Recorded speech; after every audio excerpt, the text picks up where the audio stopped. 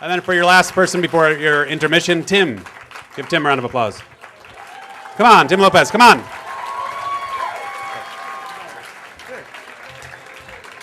Hi. All right. So my experience in show business is limited to the sphere of game shows. I've been a game show contestant 3 times. The first was an MTV show called The Blame Game, which was like a kind of a relationship show where they took a couple that just broke up and they bring them into this studio, which is like a courtroom, and there's like a judge and attorneys, and they kind of rehash the details of their like relationship and embarrassing stuff, and you know, the winner, the audience decides who was to blame for the failure of the relationship, and that person gets like scorned and verbally abused, and then the winner ends up taking a trip to Puerto Vallarta. In fairness, I wasn't a contestant. I was actually, well, my friend was the couple guy. I was his witness, and but I had a stake in it. I mean, like, we would have won the trip to Puerto Vallarta had we won. It came down to the audience voting. We lost by 1 vote. So no trip to Puerto Vallarta, no consolation prize. Second time, I was on a show called Beat the Geeks on Comedy Central. It was a little bit more of a trivia thing, kind of more my deal. There was like 3 different geeks: the movie geek, the music geek, and the TV geek, and then like 1 bonus like geek of the week on some other kind of like random topic. And I did really well at that. I got all the way down to the final round. It was me and the movie geek who I selected personally, and I called him out and challenged him. It was the 2 of us, and we were battling, and the prize was a bunch of DVDs in this rad entertainment center, and sadly, I lost that as well. He was very excellent. He deserved the title of movie geek for sure. And I lost, and again, you know, consolation prize in that case was a Skechers backpack, which wasn't too bad. Then a couple years ago, I'm on Craigslist at work, and I see this ad that says, you know, contestants needed, new game show, $25,000 grand prize. And I think to myself, perfect, this is it. This is the one, you know, 3rd time's the charm, you know, $25,000, that's perfect. You know, it's not too, you know, exaggerated amount of money. It's like just enough to pretty much take care of all my financial problems. So the show is called Catch 21, and it's kind of like this hybrid blackjack trivia game hosted by Alfonso Ribeiro, who... some of you may be familiar with Alfonso's work, Silver Spoons, The Fresh Prince of Bel-Air. And so I get called in to do this game show. And so I basically what it is, it's like, you know, you get dealt a hand, and it's a blackjack hand, and then you answer trivia questions, and that gives you control of the board. You can either, you know, take the card and apply it to your own hand to strengthen it, or you can give it to somebody else to bust them, etc. Pretty simple.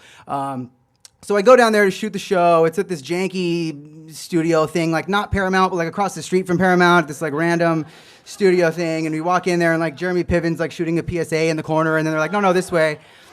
And so I'm hanging out in like the green room or whatever with all the other game show contestants, and we're just kind of sitting around rapping, talking shop, like, you know, as game show heads in there. And the wardrobe girl comes over to me because it's about my turn to go up, and she's like, are you gonna wear that? And I was like, well, yeah.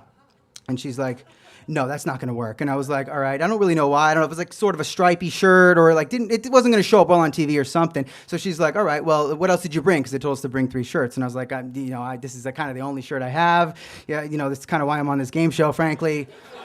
And she's like, okay, God, whatever. And like, she takes off. She walks off. She comes back a couple minutes later with this like burnt orange, but like kind of shiny, rad looking, like tailored style, like button up shirt. And I put it on. It fits me perfectly. I'm like, dude, this is awesome. And she's like, yeah, you're lucky you're Alfonso's size. And I was like, oh, is this like Alfonso's shirt? And she's like, yeah. So, you know, like, be careful with it. And I was like, all right, like, cool. So I'm like, this is great. Like, I'm wearing Alfonso's shirt. Like, I get out there, game starts, and I come out of the gate like, you know, game show savant, dude. Like, it's just like one after the other, like boom, boom, boom. I mean, it was multiple choice questions, but I was like answering them before he like even got to the multiple choice part. Like, Alfonso would be like, I mean, let's just put it this way. The first round wasn't exactly brain busters territory. So it'd be like an older woman who is into, and I bling, Tim, cougar. That's correct. You know, like that kind of shit. At one point, I was so amped and so jittery, I pushed the button before Alfonso was even done reading the question. He goes, you know, the president's plane is called Air Force One. Bling! It was just nerves. I honestly didn't even mean to ring it. And he turns over to me, he's like, Tim, now at that point, I've already busted like 5 in a row, like Rosie Perez, like, you know, white man can't jump style. And he's like, I'm like, well, Alfonso, I honestly didn't mean to ring in, but you were talking about the president's plane, so maybe the next question would be, what is the president's helicopter called? And the answer to that question would be Marine One. That is correct. So I'm sitting there just straight killing it all day. people couldn't believe the other contestants, these two women, they looked at me like, what? Like, it honestly was starting to look like things were getting a little fishy. But, so at the end of the first round, I was like, Tim 1,000, Melissa 30, Jane 0. Second round, totally different story. I get a bum hand, like a 5. Chick gets like a 15. So basically, and the questions are harder. Now, again, I don't know if somebody backstage was like, yo, we better like crank it up a notch because this guy's killing us right now or what. But the questions got a little bit harder, and it was basically like because of a disadvantage, well, the deck was stacked, so to speak, and I had to kind of answer 2 questions correctly for every one that she got, and we're going back and forth, and all of a sudden, I'm like, you know what? I might lose this thing. Like, I'm not really feeling that great about this. And it gets to the point where both of us have a 20. So it's like basically the next question is either you're going to bust out or you're going to pull an ace and win. And the question comes out. By now, I'm kind of locked up in my own head a little bit, and I'm like, dude, I really don't want to blow this. Even at that point, the winner of that round was guaranteed a grand. So, and I was like, sure, I was going to at least win the grand, and I was like spending the grand in my head, and I was like kind of not even really thinking about it anymore. As it turns out, I lose. It's a question. I overthought it. It was like a cowboy question. I went with Brad Pitt. The answer was Jake Gyllenhaal. It was kind of the obvious answer, and I kind of psyched myself out. But I lost. It was totally distressing. I walk off to say, everybody's like, oh, I thought you were going to win. I'm like, yeah, me too. I get back and, do my thing, get what I'm doing, go home. It isn't until I get home that I realize I'm still wearing Alfonso's shirt. Best consolation prize ever.